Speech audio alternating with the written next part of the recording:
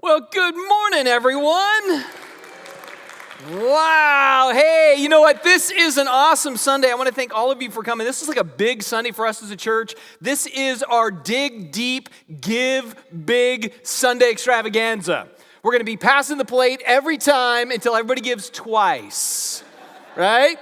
Because everybody loves to come to church. Bring your friends where it is Give-a-thon Sunday. And it's also April 1st. Therefore, we won't be doing that. All right, so it's weird when Easter falls on April 1st, man. You're like, you got to do some kind of joke in there before you kick things off. So, no, that is not what we're doing. Today is Easter Sunday. We're celebrating the resurrection of Jesus. And to get this thing started, I want to go ahead and pray. So pray with me. Jesus, man, I thank you that we have the opportunity to celebrate you today, to celebrate what even brings us together, you know, that this is a world-changing event that we reflect on and that our lives have been changed by.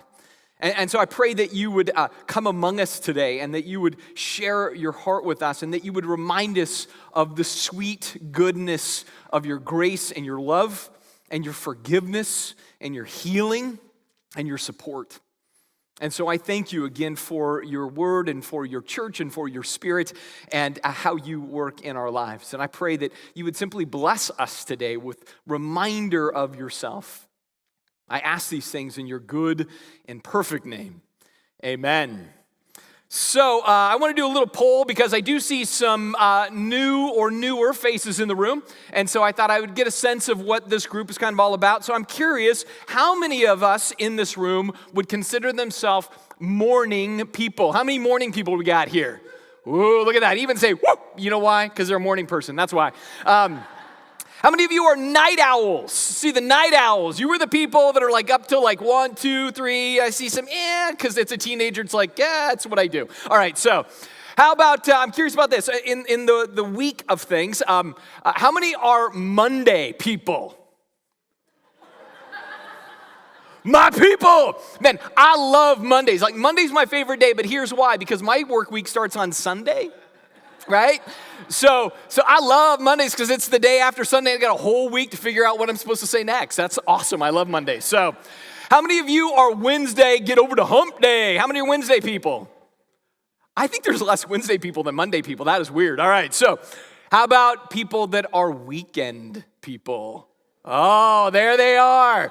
Living for the weekend, right? So living for the weekend people, that is probably the majority. And I get that. People love to live for the weekend. But you know what? Today I want to talk about something that has to do with a weekend, but it's not simply living for the weekend. I want to talk about a weekend in which life was given over the course of that weekend. So less about living for the weekend and more about a life-giving weekend that occurred. In fact, if we go back in our DeLorean, back in time, we go back 2,000 years and we see a weekend that changed everything. It was the weekend that gave life in a refreshing, new, vibrant, powerful, abundant sort of way. It was a Friday that we call a Good Friday. And then it was a Saturday that we would see there is silence and regret. But then there was a Sunday in which there was newness and freshness and forgiveness, and from that, life-changing existence. See, that's the kind of weekend we're looking at today. Now, all across the world, people who are followers of Jesus are gathering together in churches. In fact, it was awesome this morning. I was down at the hub, and just as I was leaving, the Latino church was coming in. Right? And I met Mario, and we talked for just a couple of minutes, and I thought, how awesome that they're going to come together to celebrate Jesus in their language, and we're going to come and celebrate Jesus in our language. And it's, again, all these different people from all these backgrounds celebrating what this weekend's all about, all across the globe. And many of those messages are going to reenact or reiterate what occurred, what happened historically.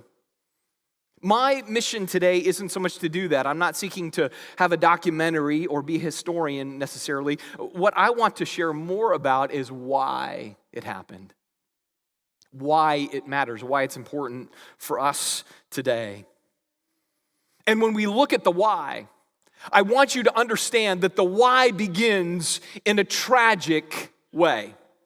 The why's tragic, right? So this isn't going to necessarily kick off and you're going to be like, oh, this is just so uplifting. We have to kind of start to digress down a little bit to understand the nature of the weekend, because the why was a tragic why. And I mean tragic. The way the weekend begins is like one of those bad mornings where you wake up on the wrong side of the bed after you took NyQuil the night before, you know that day, all right? And you get up and you stub your toe and you burn your toast and you sideswipe the neighbor's car and you find a pink slip in your box at work, and like that kind of tragic.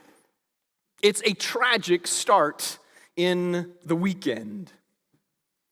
In fact, that's what we see in the whole nature of the story. The weekend of the cross is a weekend where there are three key words that tend to aggressively haunt us in life. Three key words that tend to rob us of abundance. Three key words that tend to drill into our soul and our psyche in life, and they begin to kind of cripple us when it comes to abundant living.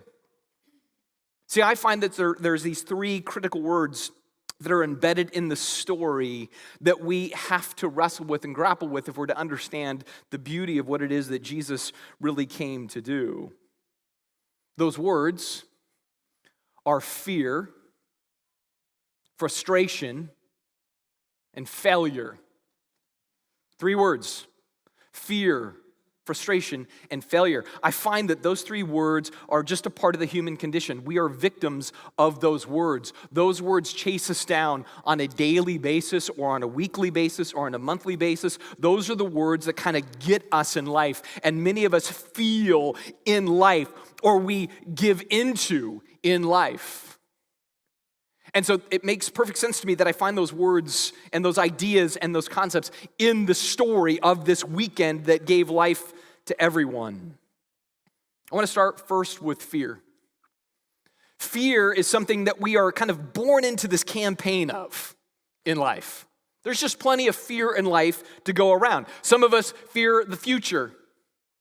Some of us fear the present. Some of us fear the culture, the climate, the civic authorities, maybe, depending on where you land on some of those things. We fear opposition. We fear losing our health. We fear losing our rights. We fear losing our money. We fear losing our family. We fear losing control, losing a job, right? There's all sorts of fears to go around. Maybe some of you are in a place right now where you fear that things are just not going to change. Or maybe you fear that not only they're not going to change, things are going to get worse. Maybe that's your big fear. Maybe you're fearful that you can't dig out. You're fearful that you'll never get back to normal, right? So fear is a part of our lives. It's the assassin that targets abundance and joy and peace and fullness. And I think all of us can identify with fear at some level, on a regular basis. Fear is challenging because, as one great philosopher said, it's the path to the dark side, right? Yoda's genius. And he's right. Fear is the path to the dark side, for fear leads to anger. Actually, he said, fear leads to anger. But when he said it, it sticks with you because he's accurate. If I take the word anger and replace it with something else, maybe the word frustration would be fitting. And I told you there's three words: fear and then frustration. And in life, many of us suffer from frustration.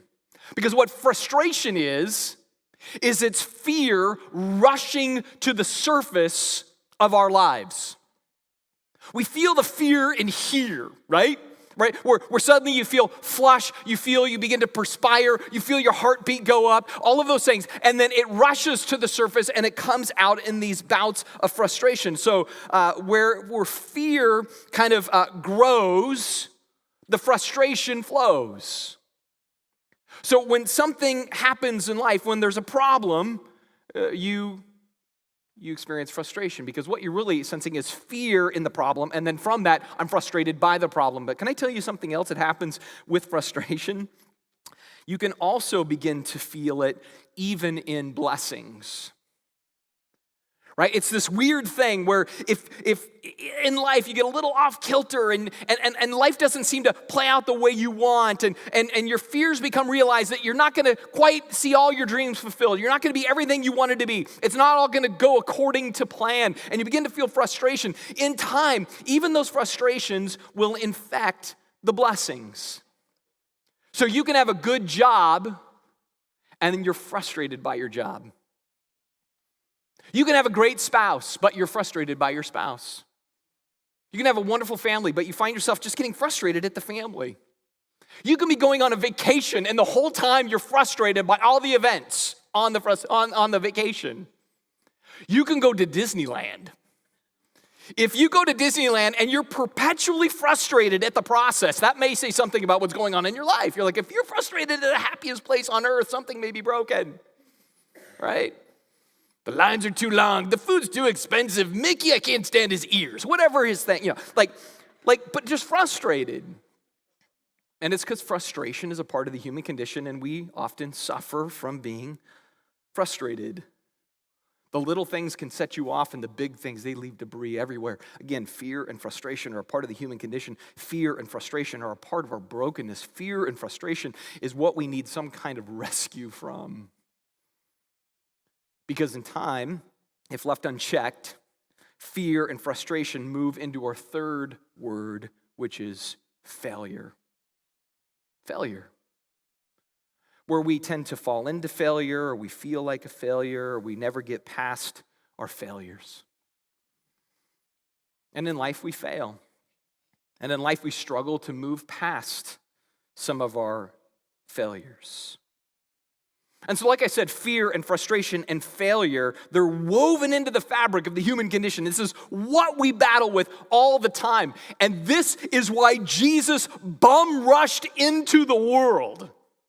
Because he could see our lives in that state. He could see our frustrations and our fears and our failures, and he could see how that was robbing us of life and robbing us of opportunity and robbing us of joy and robbing us of purpose. And so by God's good grace, God in Jesus comes into the world directly to deal with those kinds of things. To challenge those, to push those back, to address those in line item fashion. To drive back our daily fears, to deal with and ease our spontaneous frustrations, and to forgive our perpetual failures. This is what he sought to do. And the example of this is seen in a familiar character that's a part of this weekend. He's probably the most prominent character of the weekend outside of Jesus himself. He had a very simple name in the New Testament. His name was Simon. Simon was a guy that during this weekend, these words inhabit his surroundings. They orbit his life. Now, when we're introduced to Simon in the New Testament, we see some things about him. We see that he was this guy that was very alpha male, very driven, right? He was a type A personality. He had a mouth that was shaped like a foot. He just said what was ever in his head. Right? And he was this guy that, again, very, very focused, but he also had some challenges. Right? He also had some brokenness in his life. But he begins to follow Jesus and begins to pick up little bits and pieces of what Jesus is teaching. He's starting to wrestle with who this person might be. And on this one particular occasion, Jesus asks the group, he says, hey, who do people say that I am? And so they start saying, well, some say a prophet, and some say this, and some say that. And he goes, okay, those are good answers. Not quite what I'm shooting for. So then he loads the question in a different way. He says, who do you say that I am? And it's Simon that speaks up. And he says, here's what we know. We know that you are the one. You are the one we've been longing for, the one we've been waiting for, the one we've been needing. You are the chosen one. You are the Christ. You are the Son of the living God. And Jesus says, bingo, dude, you got the right answer, but not because you came up with it, but because you have been learning and submitting and seeking to hear the voice of God in your life. And from that, God has revealed to you who I am. And in light of that, he says, I'm going to change your name. Your name is no longer Simon, but I'm going to call you Peter. I'm going to call you the Rock. So before Dwayne Johnson stole the name, right? There was this dude named Simon that becomes the Rock. And I'm sure that the posse that Jesus was running with at the time heard this and they're like, wait a minute, you're going to give Simon the name the Rock? You mean because he's a blockhead, right? You mean because he's a doof? You mean, well, like, that can't be right, because they all kind of knew Simon, and they knew what Simon's personality was like. They know that he is sometimes impetuous, and he's sometimes just unstable or volatile, or just kind of leaps before he looks. But Jesus looks at Simon the Rock, and he sees potential, and he sees possibility, and he sees promise. But, and this is what's key, unlocking that potential and promise and passion and harnessing that in a powerful way, all of that would be a journey through fear and frustration and failure. All of that would be true. Now, over the course of 3 years, there was plenty of opportunities where Peter the Rock blows it. He sinks where he should float. He brags where he should be humble. He's resistant when he should be submissive. I mean, all of that is true. But in that final weekend, we see where this trifecta of fear, frustration, and failure all comes together. Now, it opens where Jesus pulls him aside. So this is the final night. It's Thursday night. Friday's coming. Good Friday is going to be a painful Friday. And so he brings the whole crew together. They have a meal together. He's explaining to them kind of, hey, this is coming. And they don't quite register all of this.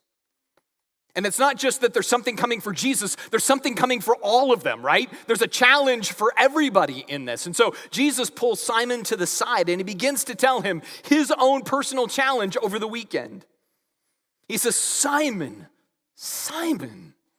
I mean, it's double emphasized. It's like, he's like, I want you to look in my eyes. I want you to get what I'm saying. Simon, I'm telling you, Simon, Satan has asked to sift each of you like a sift wheat. He's going to try to rattle you to the ground. He says, but I have pleaded in prayer for you. That's what I've done, Simon. I've done this, that your faith should not fail, so that when you have repented and turned to me again, I want you to strengthen your brothers. Now, a couple of things stick out to me.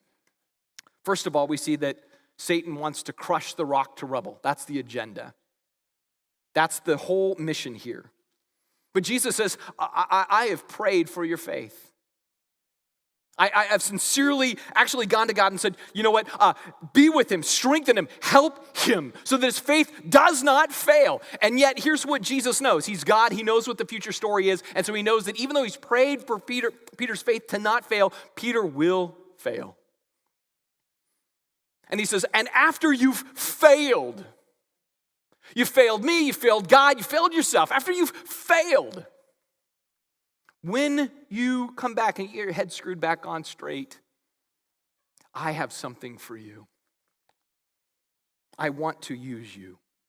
I still have plans for you, even in the midst of your all too humanness. Now, how does Peter take this? Probably like a dude named The Rock. When you're told you're going to blow it and your name's The Rock, what's your response? He has 3 responses. Everything comes in threes in this story. It's really interesting. Simon, Simon, Simon. He said it 3 times. So Simon, Simon, Simon says 3 times 3 different things. He says, first of all, I will never desert you, Jesus. Let's be clear, right? And I'm ready to go to prison with you, and I'm even ready to die with you. I'm the man. I am the tower of apostolic power, dude. I am not callous to these things. Man, if anything, I'm courageous. I'm confident. I'm competent. I'm ready to go. I won't sell you out. I won't give in. I'm going all the way. And then Jesus responds. He says, I tell you the truth, Peter. Changes it from Simon to Peter. I tell you the truth, Rock. This very night, the very night you're swearing these things that you're going to do, before the rooster crows, you will deny me 3 times. You will deny 3 times that you ever knew me. You're going to hear that bird, cock-a-doodle-doo, or whatever it does. And you're going to hear it, and you're going to know, like, oh, yep, that's where I blew it. Now, at this point, I'm sure the rock is just stunned by all of this. I mean, I don't know. I'm thinking he's probably going like, that's not me. Like the sons of thunder, James and John, yeah, those guys, they're just all noise, sons of thunder. They'll blow it, maybe. And Thomas, that dude's a doubter. Everybody knows Thomas, right? So, like, he'll blow it. But I'm sure Peter's sitting there the whole time going, man, I'm not going to blow it. I'm not going to give into this. I'm not going to fail you. I am in it to win it, Jesus, just provided I don't have to stay awake. Because no sooner do they have this interlude and he's like, I am with you. That Jesus is awesome, then come with me. I need to get away. I need to pray. I'm going to go to the Garden of Gethsemane like I normally do, and I want Peter, James, and John there to pray with me, to bear a burden with me, because Jesus is going into that garden to go to God and to basically pour his heart out, saying, God, I am in anguish. I am suffering. I am dreading what's about to come. When we think about the cross, we tend to kind of focus on the bodily element, death and blood. Jesus is looking and going, I am going to suffer the penalty for all of their fears and all of their frustrations and all of their failures. I'm going to suffer the penalty of all of their sins. I'm going to take all of the weight of hell on myself from God for them. That's heavy. I need to go and I need to pray, and I need you guys to pray with me. And so they come in and they fall asleep. And so Jesus prays, and then he sees they're sleeping, and he wakes them up, and he says, be with me just for an hour. And he goes back to pray, and they all fall asleep. And he goes to me, come on, just be with me, pray with me. And it says, and then he goes over to pray again, and they all just fall asleep. And it says it's a stone's throw away. And I always wonder, because if he threw a rock at some point, like, come on, jeez, you guys. But they're just sawing logs. I'm with you as long as I don't have to stay awake with you. Then he wakes him and says, you know what, the time has come. We're going to get back together with the posse, and my arrest is at hand. And sure enough, the group gets back together, and just as they do, a mob comes led by one of his closest friends, Judas, betraying him, right? And in the Gospel of Luke, it says, the disciples ask, should we fight? Because they still have in their mind that Jesus is some kind of military conqueror. They don't get the whole weight. Oh, peacemakers. Oh, I guess he said that like 10,000 times. Like, they never really registered at this point what his mission and ministry was. And so they go, should we fight? Except for Peter, he doesn't ask. He just acts. It says he pulls a sword and he takes a big swing and he takes off the ear of one of the arresting individuals. And I'm like, that's proof you're a fisherman and not a fighter, dude. If the best you can do is get some lobe, you know, like it's a lot of head there to hit. If you just clip the edge, you're probably not a good shot, right? So he swings, gets lobe, and Jesus looks at him and says, you don't get it. You still don't get who I am, what I'm doing. He says, put that sword away. You live by it, you die by it. I'm not here to conquer with the sword. I'm here to conquer with something radically different. And it's in that moment that Peter then realizes, tragically realizes, that everything that's going down is going down differently than he thought. And it's in that moment that then Peter just is flooded with this whole new revelation that brings out all of this ugly in his life. And so he runs and he hides, right? So he says, I'm with you. I'm not going to leave you. I'll go to prison. I'll die for you. And now he is running away from Jesus as Jesus is under arrest.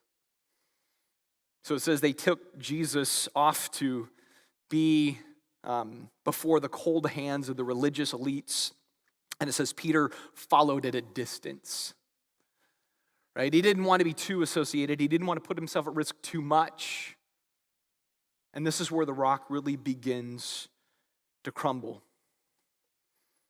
We find a scene where Peter is in a courtyard. He's warming his hands by a fire. Keep that in mind, warming his hands by a fire.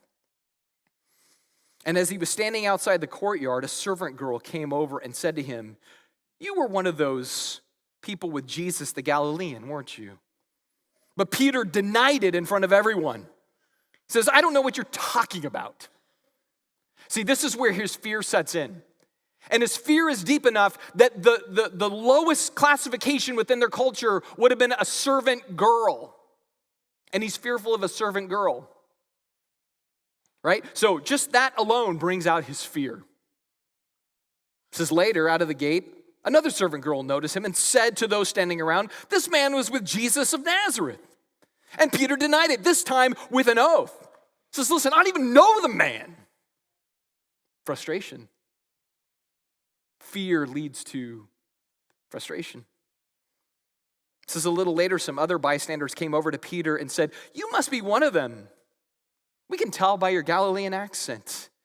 And Peter swore, "A curse on me if I'm lying. I don't know the man." Right? So now he's gone into what? Failure. Because no sooner does it leave his mouth, "I told you. Damn it, I don't know him." It says, and immediately the rooster crowed.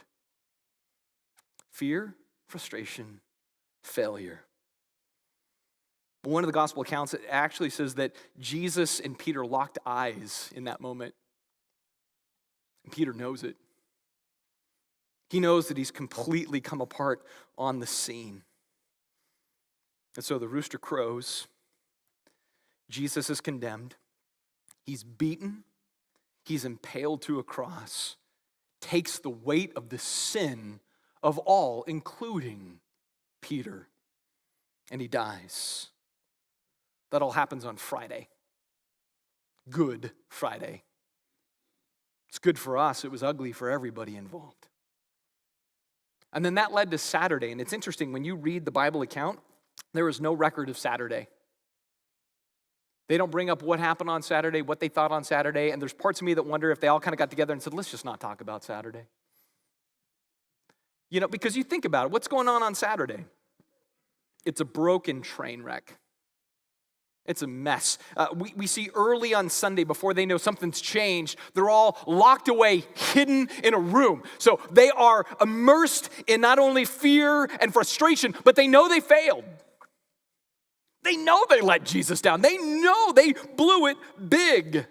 They're crushed under the weight of their own grief. And I always wonder, what was Peter thinking in that time, right? Here he is, he's huddled away, he's fearful, frustrated, failed, and he's like, why did I do it? Why did I run? Why did I hide? Why did I deny? Why didn't I just stick it out? Why didn't I stand by him? And even though Jesus is dead, he's still thinking he's in heaven. One day, I'm going to see him again. Will he reject me? Will he care for me? Will he say, go away from me because you denied me, so I deny you? I mean, all this personal weight would have been thrust upon Peter's shoulders at this point, right? I have no doubt that Peter was just crucifying himself with question after question. Because I find in my own life, I do the same thing.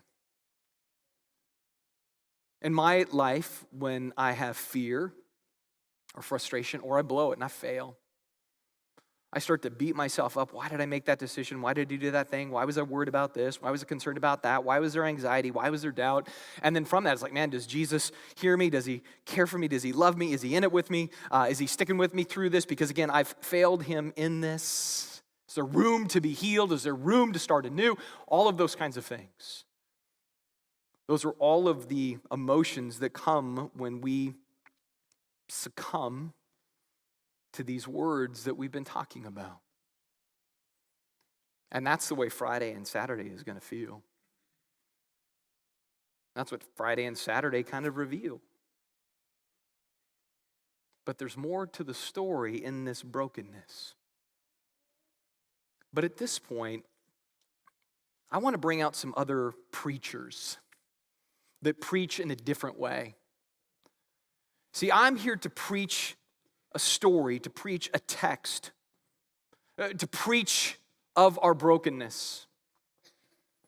But sometimes brokenness isn't just heard in words, it has to be heard in a melody. Sometimes brokenness is revealed in sound, in beat, in rhythm. And I want us to kind of capture that prayer of brokenness. That sense of when we know we've blown it. And how Jesus interacts in the brokenness.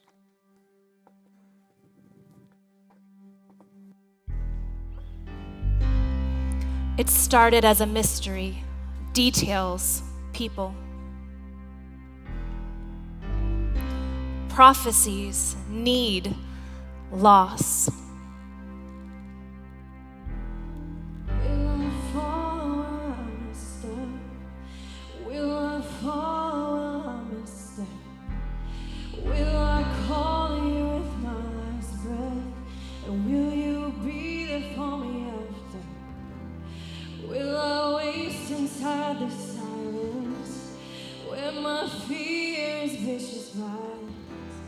Wicked sinners thrown to lions with no hope on the horizon.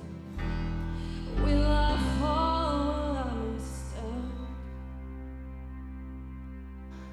Chaos increased, wounds deepened, souls searching. If I fall, I misstep. If I fall, if I misstep. If I call you with my last breath, will you be there for me after? 'Cause I'm wasting in this silence where my fear is vicious violence. I'm a child thrown to lions. Is there hope on the horizon? If I fall, if I misstep. Chosen from the beginning, the mission was clear. Hope is here.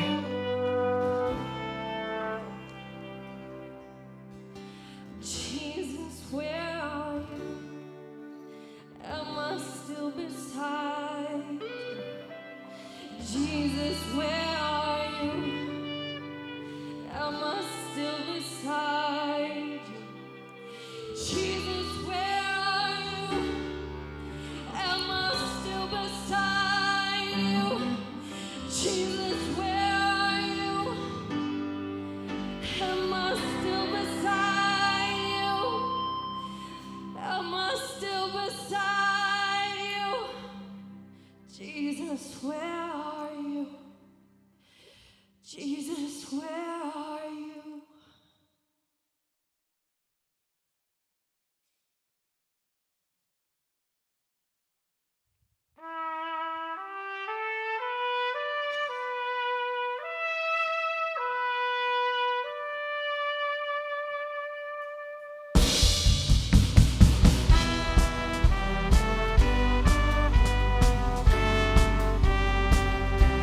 Oh, I'm right beside you.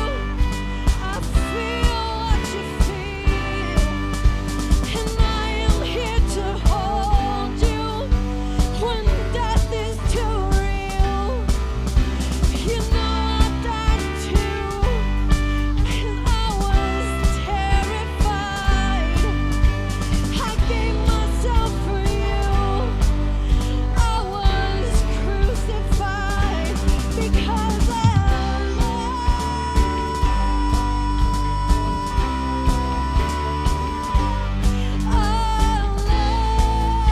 you, child.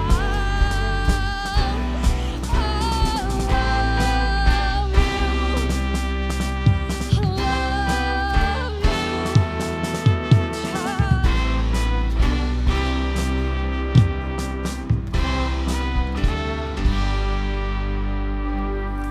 And that, my friends, is the answer. That is the answer, right? So in the midst of all the brokenness, all the fear, all the frustration, all the failure, and Peter's feeling like, I've blown it, and we feel like we've blown it, Jesus comes into the equation. He says, this is why I burst forth from the grave. This is why Sunday arrived. Sunday arrived to heal the brokenness. Sunday arrived to confront the fear and the failure. It came in such a way to change and shape our lives, and that's exactly what happens, even in the life of Peter.